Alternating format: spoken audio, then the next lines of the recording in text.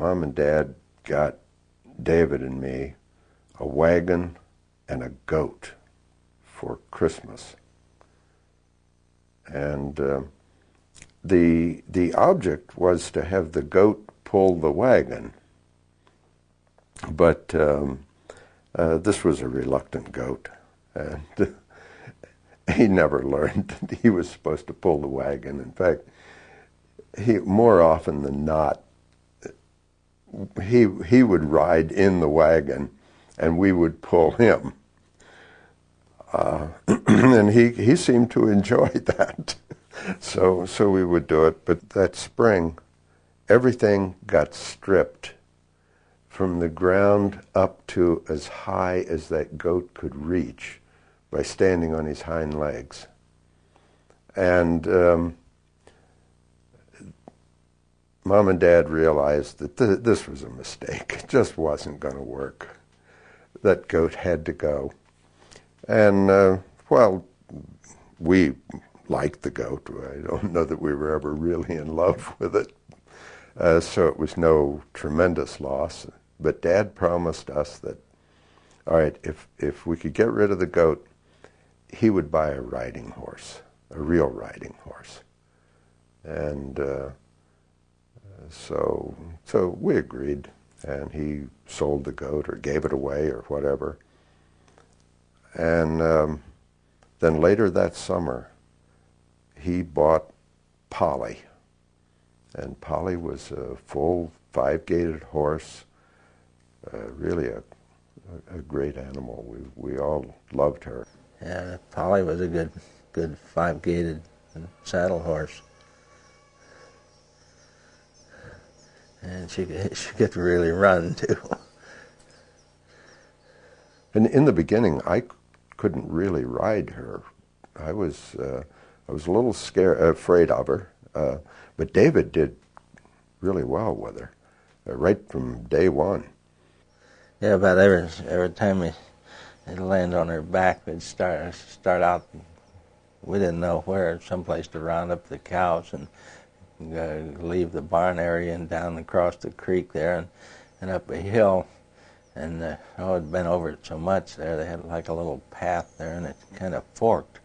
And normally we'd always take that one fork, and for some, I wasn't really driving her, I was just riding her in a dead run, and she decided at the last minute she wanted to go the opposite direction, the one that she never would take.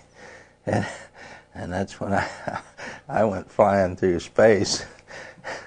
And I don't know, I remember when I hit the ground, I got a bad sprain. I might have even fractured my ankle. I don't know. I remember that was sore for a long time.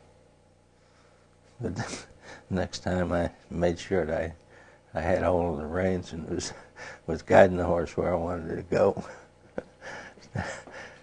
Instead of just trusting her to go where she wanted to, because she'd been there so many times before. Polly was a beautiful riding horse, a bay, with white feet, white nose, and she ran under an apple tree and cut. My hair was long, bushy curls, and my hair caught in that apple tree, and I was going to get pulled off her backside.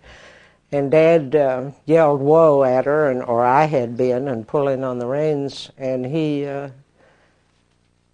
came over and untangled my hair, so I didn't fall off, but it was a near thing. You land on her back and she was gone. She loved to run, and usually we rode bareback. We had a saddle, but we didn't bother with the saddle. We would go bareback. But every Sunday, at least in nice weather, we always had a lot of visitors. Friends and family would all come out to the farm on Sunday afternoon. And we all looked forward to this.